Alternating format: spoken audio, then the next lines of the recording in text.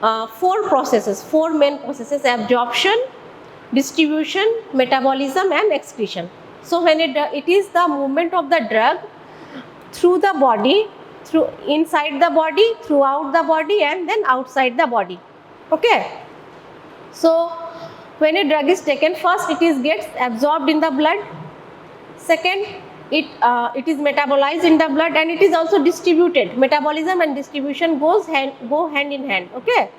So when drug is absorbed from the body, and then it is distributed in the different body tissues and metabolized there in the liver, mainly in the liver, and then it is excreted out. The drug, after metabolism, it forms metabolites. Either it gets inactivated or it gets more activated.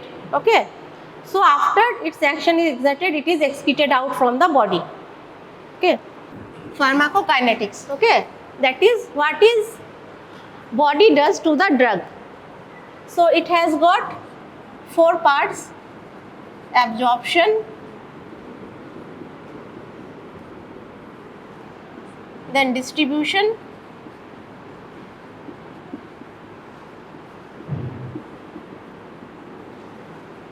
third is metabolism,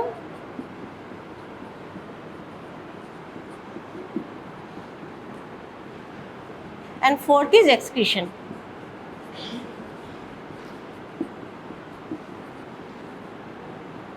But all these steps of pharmacokinetics, for all these steps, the drug has to cross the cell membrane, biological membrane of the body.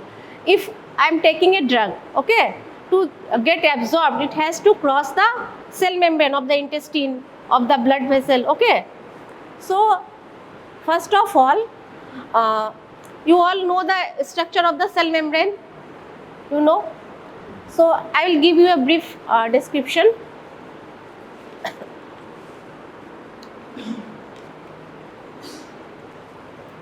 So you all know about the structure. It is a lipid bilayer.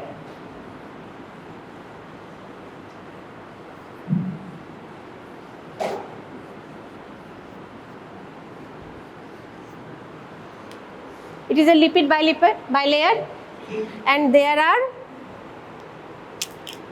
proteins in between them. Okay. Some proteins are intrinsic. It crosses the whole membrane. Okay. And some are extrinsic, which does not cross the whole membrane. Some exterior side and some part of the inside. Okay. They does not cross the whole membrane. And some are there which are intrinsic proteins which crosses the whole membrane.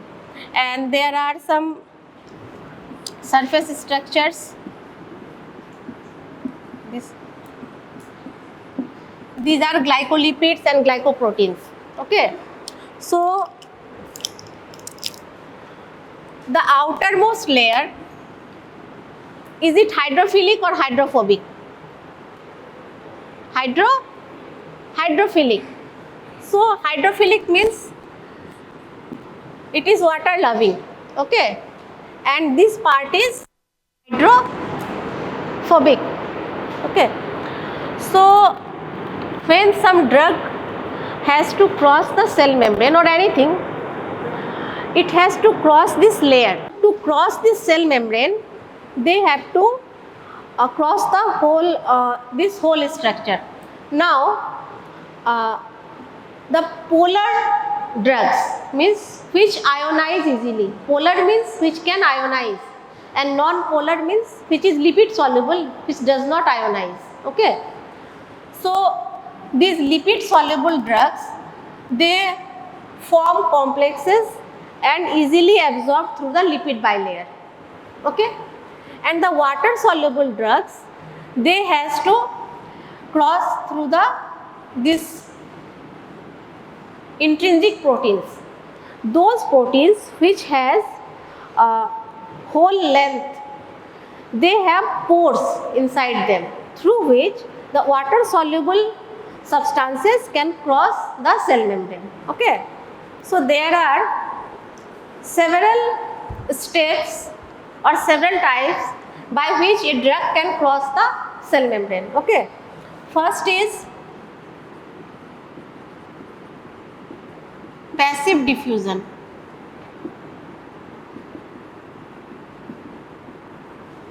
There is filtration. Okay,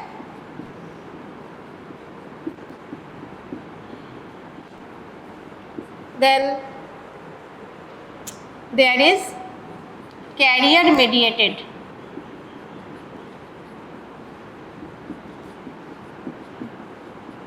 Carrier mediated transport.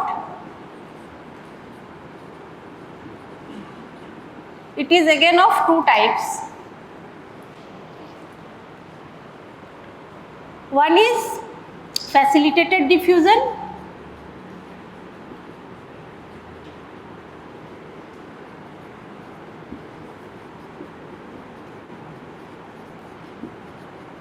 And another is energy dependent.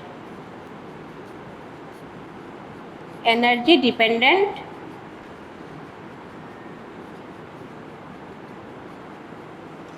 transport.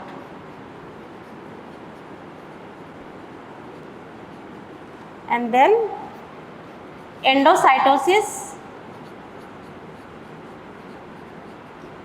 and exocytosis.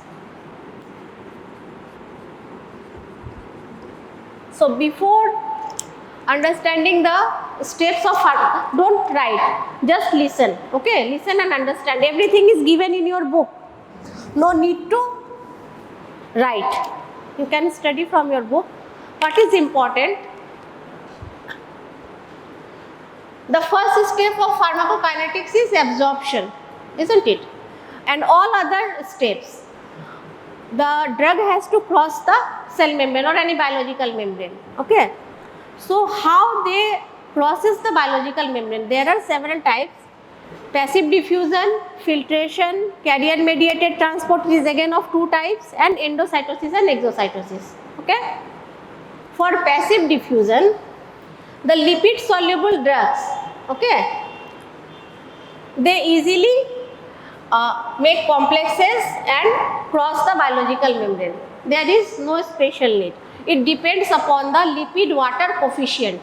The more lipid soluble, easily dissociable, and more water soluble, there is two things. The water soluble drugs, if they are smaller in size, okay, these pores, the intrinsic proteins, these pores are only 4 angstrom thick. So the smaller molecules, they can pass through the pores. This is called filtration. What we do in the filtration, when we filtrate the tea, so there is a small hole, isn't it? And water or tea passes through it. Similarly, there is a small hole and the water soluble molecules passes through it. That is filtration. And for passive diffusion, it is the lipid water coefficient that determines the passage through the cell membrane. There are more things like influence of pH.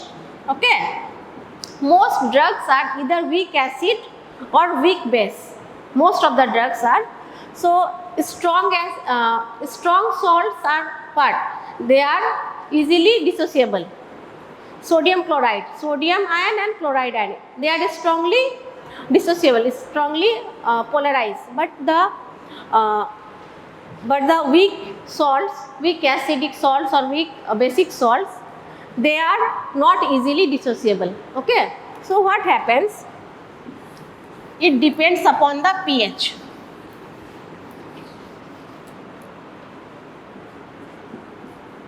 pH is equal to pKa log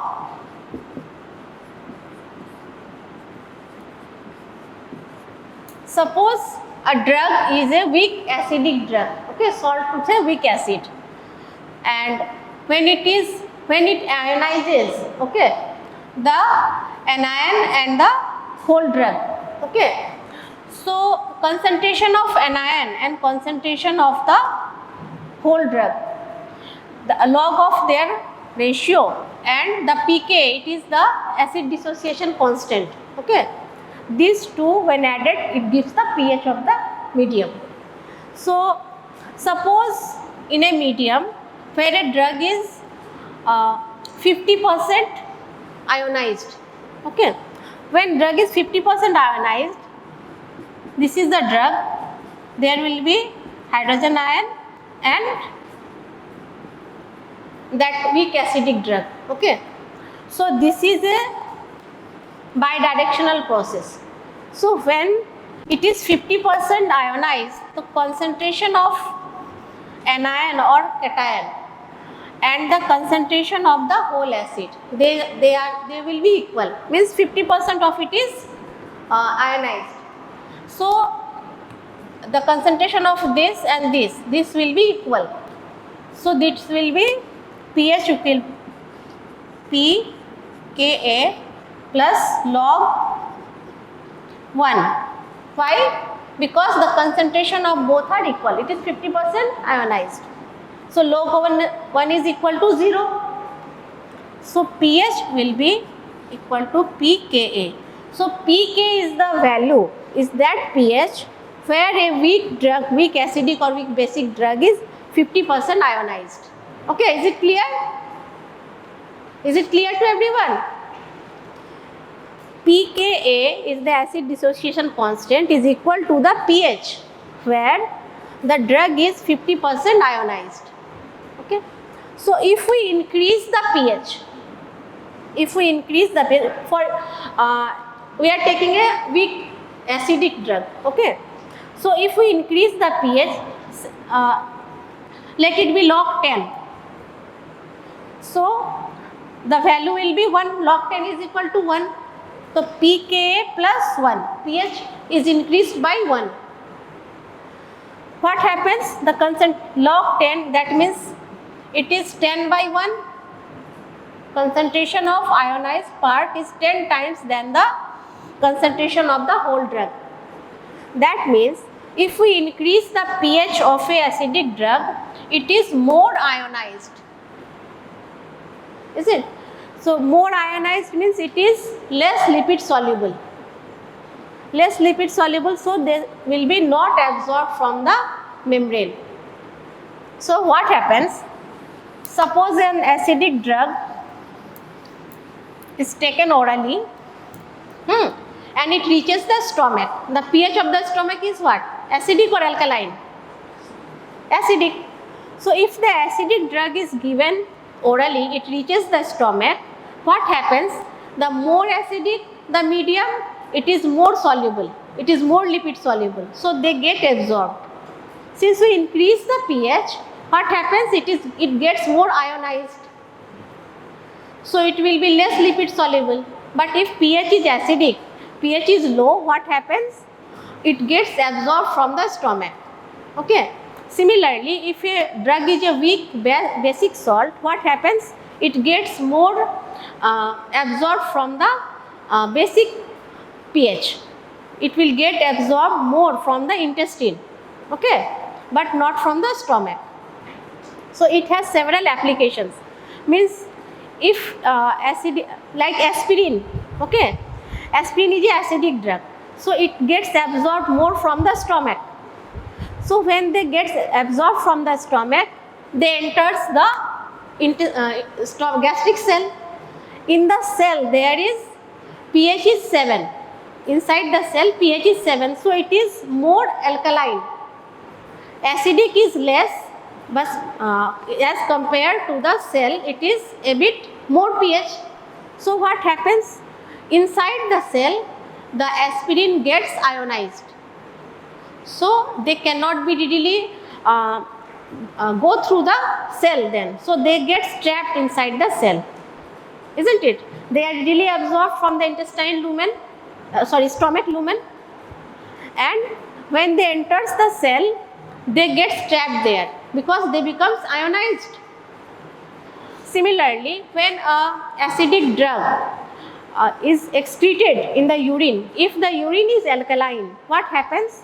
The drug easily cannot filter back to the kidney. Why? Because it is already polarized. If the urine is alkaline and drug is acidic, it becomes ionized. So they are less soluble. So they are excreted from the urine. Similarly, if a alkaline drug is taken, suppose there is drug toxicity with a alkaline drug. Okay. If we acidify the urine, what happens? The drug comes out from the urine because it gets ionized there.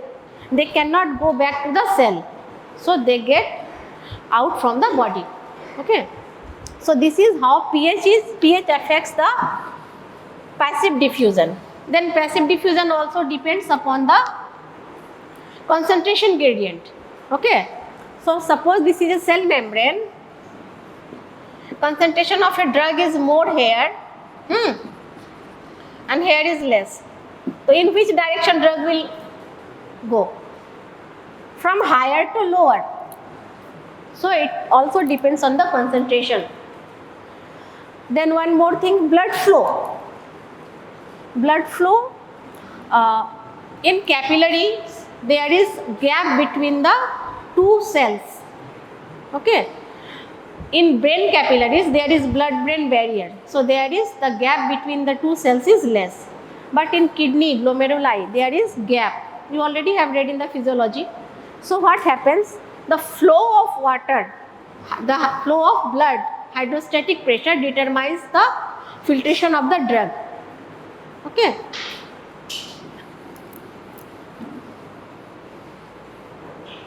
So passive diffusion. Now passive diffusion and filtration is very easy. Filtration is the filtration through the pores. Intrinsic proteins contains the pores through which water soluble drugs passes out from the cell membrane. Now carrier mediated.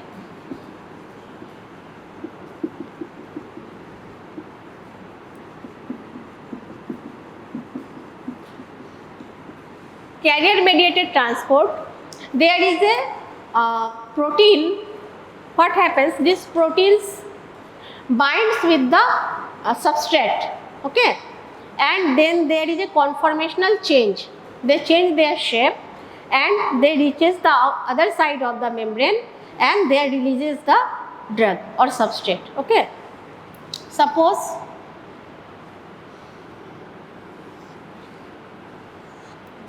this is the cell membrane and concentration of some drug is here. And there is a protein, carrier protein.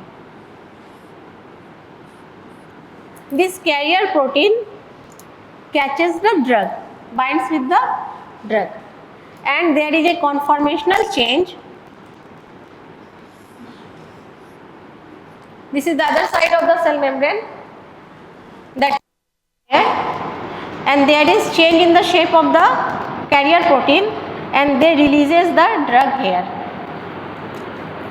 Okay. So this is facilitated diffusion.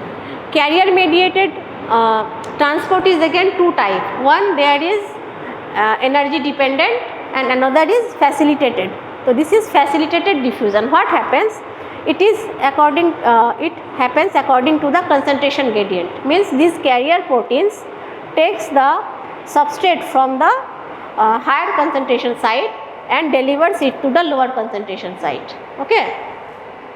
So the large molecules which cannot go through the passive diffusion or the filtration process, they goes through the carrier mediated process. Okay. And in energy dependent carrier mediated diffusion, there is, suppose this is cell membrane,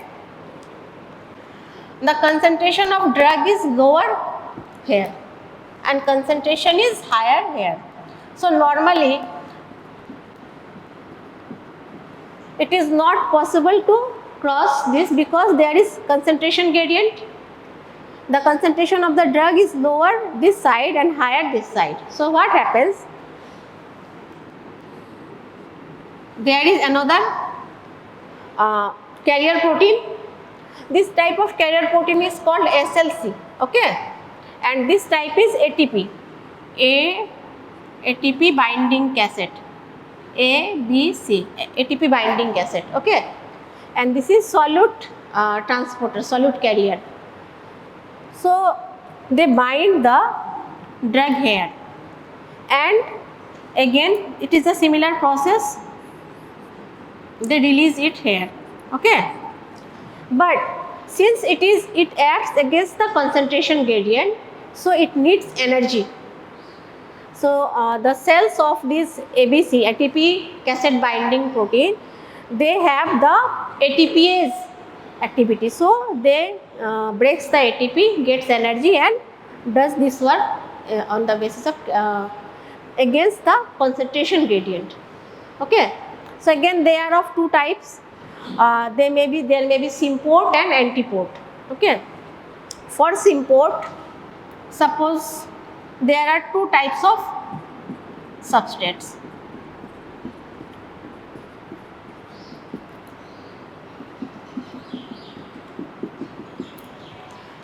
Concentration of one substrate is less this side and more that side. Concentration of other substrate is more this side and less that side. So these carrier proteins, they have two sides, okay. Two sides of binding. What happens? The low concentration gradient substrate which binds one side, and the high concentration gradient substrate which binds another side. This drug, both of these drugs are carried from the same side. One has higher concentration to move to the lower concentration, another has lower concentration and they have to move to the higher concentration type. So what happens? The energy here is driven from the downhill movement of the other substrate, okay. And this is called symport because both the substrate has both the same side, whether there is concentration gradient positive or negative, means whether they are going from higher to lower concentration or lower to higher concentration, but their direction is same. So this is called symport or co-transport, okay. You have read in physiology the absorption of glucose, okay, in the muscles and cells, fat cells, by GLUT4 transporter. So this is carrier mediated. GLUT4 is what? It is carrier protein, okay, and that is the facilitated diffusion. And for ATP driven diffusion, the most drugs which are taken against concentration gradient, PGP, P-glycoprotein is a glycoprotein which takes the drug as well as exits the drug from the cell membrane, okay. That acts by the ATP binding cassette site, okay. And there is another thing, this is cell membrane. Concentration of a drug is more here and here less, and another drug has concentration more here and here is less. The previous one was symport, and here this is the carrier protein.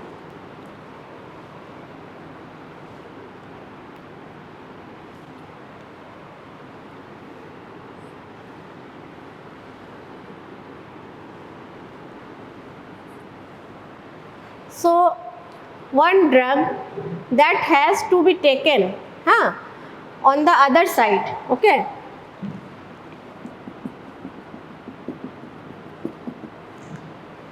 This black, the drug or substrate that is shown by the black dots, it has higher concentration this side and less concentration this side. So when it is binded to the carrier protein, what happens? It goes according to the concentration gradient, okay.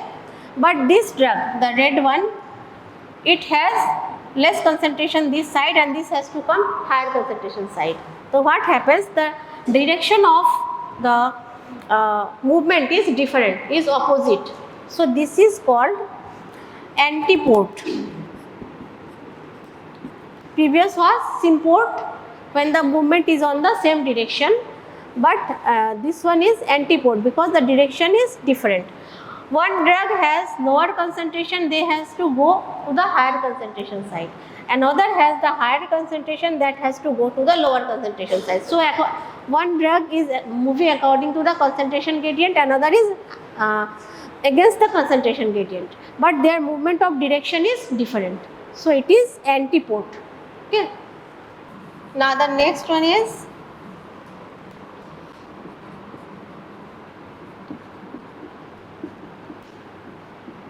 endocytosis and exocytosis. Endocytosis, endo means inside, or cyte is cell. So when very large molecule is there, they cannot go through the passive diffusion or filtration, and they cannot cross the cell membrane by carrier proteins. They are taken by endocytosis and exocytosis. What happens? Suppose this is a cell and a large molecule is here, okay. So at the cell membrane there is a binding protein. This substrate comes in contact with the binding protein, then it invaginates, the cell membrane invaginates, and this gets inside it. The substrate binds with the binding protein present on the cell membrane, and then cell membrane invaginates and finally makes a vesicle, okay. It comes inside the cell. Now it exerts its action. It may get released inside the cell, or it may have to cross the cell membrane, cross the cell. So it may get released in the cell, or this vesicle comes to the other side and again it is taken out from the cell, okay. So this process taking in is endocytosis and going out is exocytosis. So very less drugs are there which goes through the endocytosis. You have read about vitamin B12. It binds with the intrinsic factor.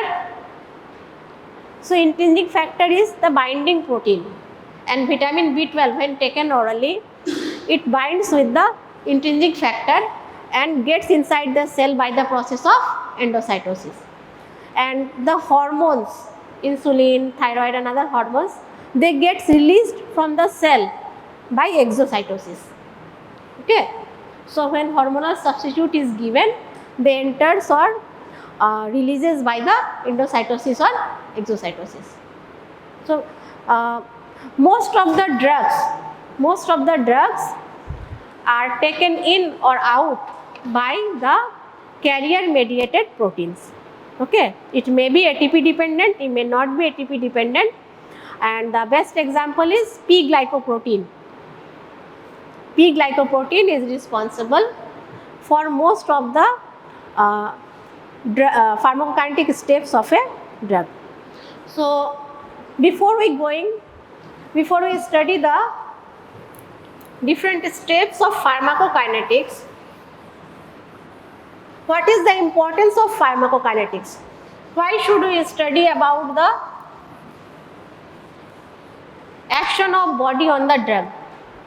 Why it is important? Anyone? What could be the reason? Guess.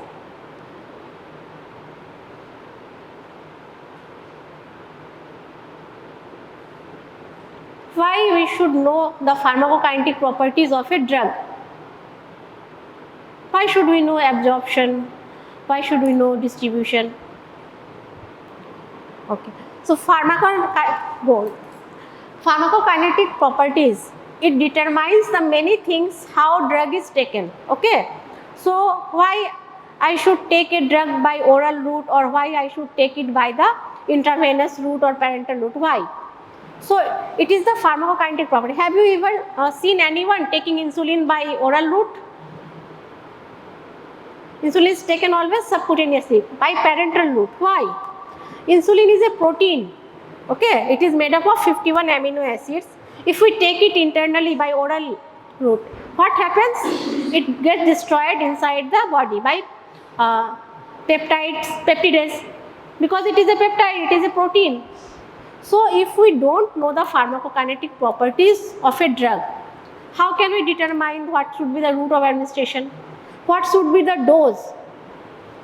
Means if a drug is taken inside the body, what should be the dose? How can we determine? It depends upon its absorption, its rate of absorption, how it gets distributed. Suppose a drug is supposed to be taken, supposed to be concentrated inside the eye. So what is the distribution? How it gets inside the eye, where it has to exert its action. So this is determined by the pharmacokinetic properties. How it gets distributed in the body. Okay. Then metabolism. Some drugs are taken in inactive form. Okay. And then it gets inside the body in the active. After metabolism, it gets activated. So there is significance. If it is taken in the active form, it will not act. Okay. So these properties, the routes of administration, the dose, the frequency of absorption, how many times I have to take a drug, these are determined by the pharmacokinetic properties of a drug. Okay. So it is very important to know the pharmacokinetic property of a drug.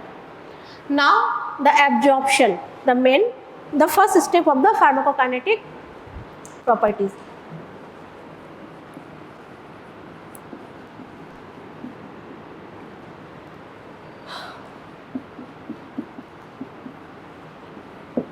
What is absorption?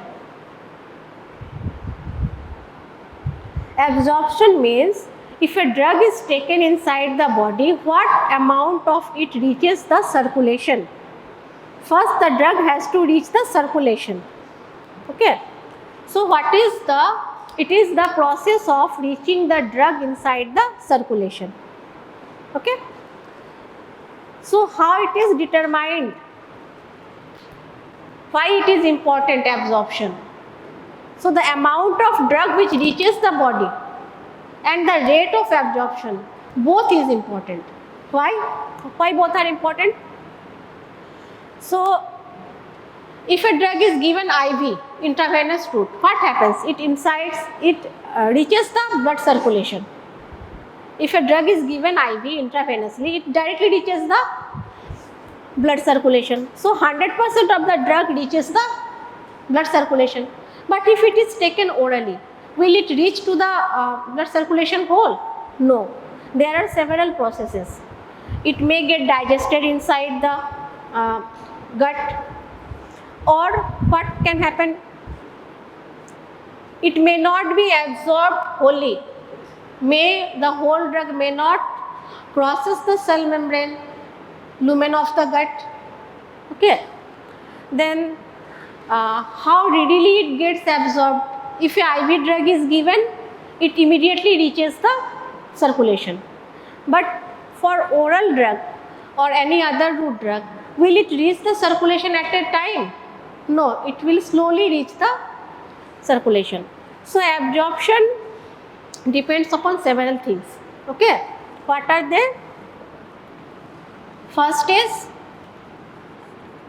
route of administration.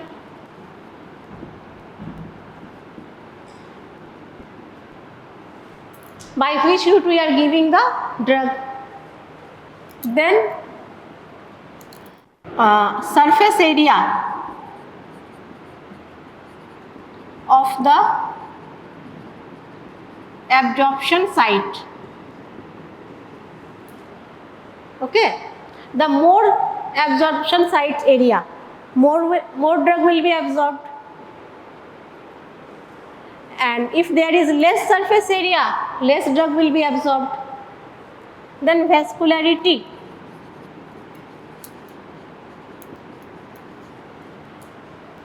Of the absorbing surface.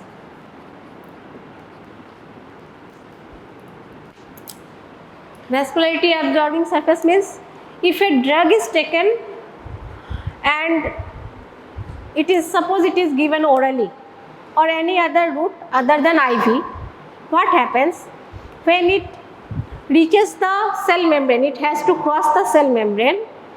If there is blood flow on the other side is very high, it gets absorbed in the blood and the blood flows. So the drug is continuously removed from that site, isn't it?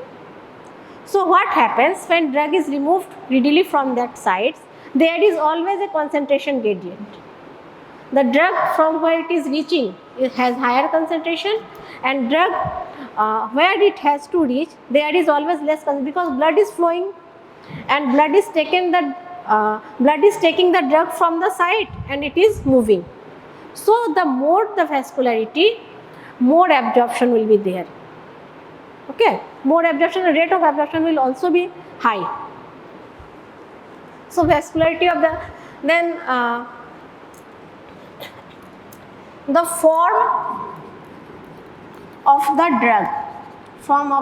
drug, a solid drug is taken and a liquid drug is taken.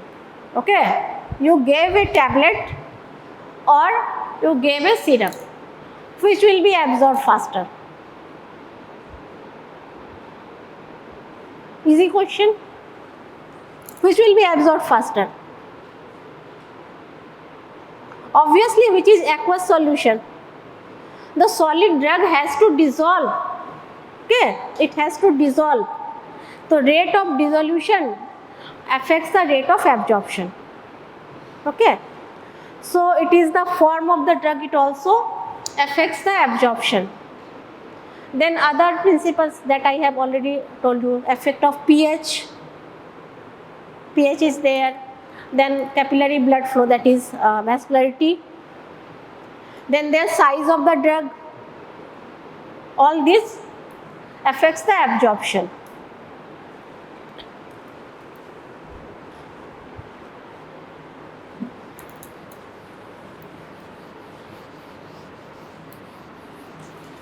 Now there is a term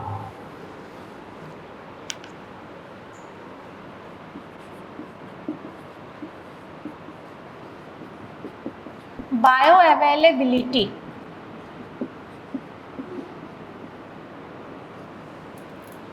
Bioavailability.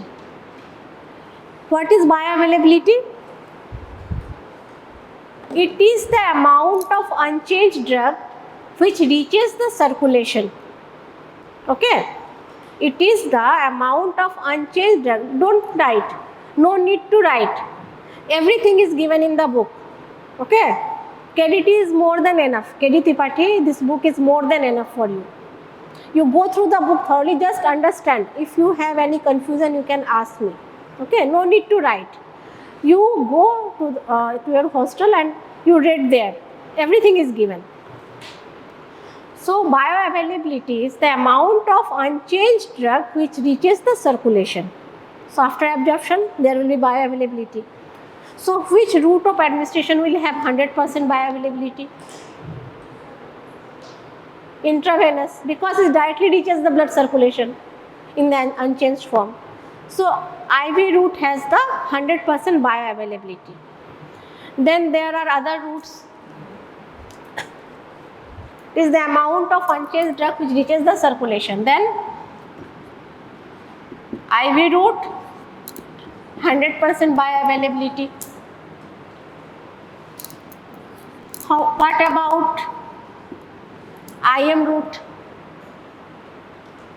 Intramuscular. It does not goes to the circulation directly, but it is given in vicinity of the capillaries, near the capillaries. So there is near 100% bioavailability. It is usually affected by the protein binding. If there is protein binding, drug binds with the protein, it becomes larger in size and cannot readily cross the membrane.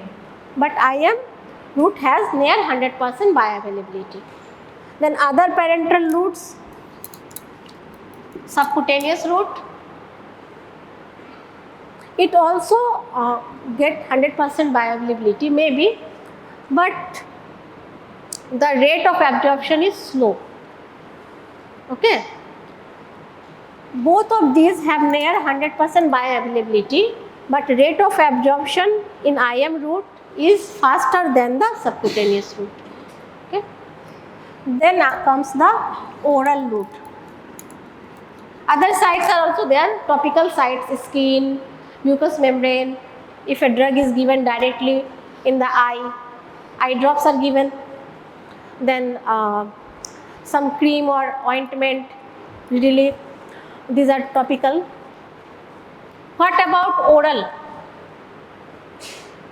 It is not, never, almost never 100%. Why? There are several factors which affects the oral ingestion of drug. What happens when a drug is taken orally? First it goes through the gut, it may get digested. Second, there is first pass metabolism. What happens when the blood reaches the circulation and it reaches the liver, through the gut it reaches the liver, there is metabolism of the drug. Before it 100% releases the circulation, there is first pass metabolism. So drug gets metabolized. So if this drug after metabolism gets inactivated, so 100% bioavailability is not possible. Okay, there are other factors. If a drug is taken orally, there are chances that other drugs or food also affects. If food is taken with the drug, what happens? The drug gets diluted. So will it get 100% bioavailability? No. Rate of absorption will also be slow. Okay. So oral route does not have, almost never have 100% bioavailability. Okay. And there is one more term, that is bioequivalence. Okay.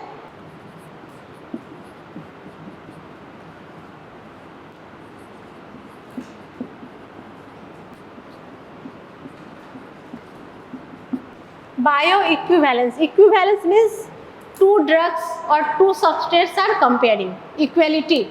Okay. Suppose same drugs of different companies. Okay. Same composition of different batches, same company, different batches, or different companies. What happens? They will show that this drug will have 60% bioavailability. Suppose if it is taken orally, it will have 60%. But in actually, one is 60% and another is 59%. There is small difference. So it is the comparison between two drugs, two different batches of drugs, or two drugs of the same type of different companies. There is not equal. There is not equality in the bioavailability. Almost same, but it is not exactly equal. That is bioequivalence. Means if both the drugs have similar bioavailability, it is called in bioequivalence. Okay. So we'll learn in the next class in detail. This is not much for today. Next class we will discuss in detail all these things. Okay.